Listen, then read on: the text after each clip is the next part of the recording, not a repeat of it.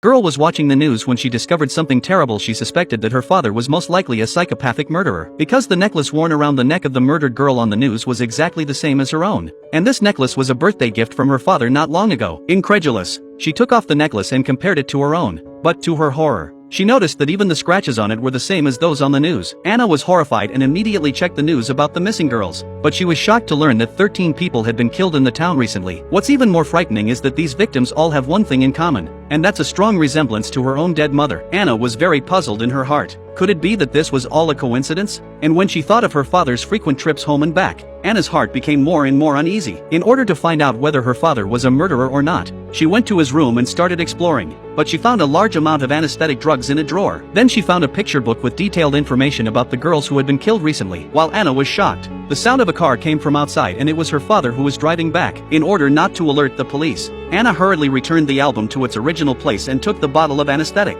then quickly went out of her father's room and returned to her own boudoir, pretending to be calm. Anna breathed a sigh of relief when she suddenly remembered that the newsreel downstairs hadn't been switched off. Panicked, she rushed to the first floor and managed to switch off the TV before her father entered the house. At that moment, she observed that her father was wearing leather gloves, so she tentatively asked if it was cold outside. But her father responded with an unnatural look on his face that he was wearing gloves because it was cold in the car. Then they watched TV together. But Anna was so distracted that she couldn't sleep or eat. But then a plate fell to the ground and Anna's hand was cut by a splinter. Her father was so kind and caring that she couldn't believe that her father could hurt someone else. She thought she was too sensitive. But until late at night, Anna was still tossing and turning, and there was always a mystery inside her. Suddenly there were footsteps in the corridor and her father lowered the stairs to the attic. And as she listened to the noise above her, it was clear that he was up there doing something he didn't want to know about. The next morning Anna took out the necklace and began to test her father by asking him if he had bought the necklace secondhand because it had many small imperfections. But he said he hadn't looked at it carefully when he bought it. Anna said, "Can you get a new one?"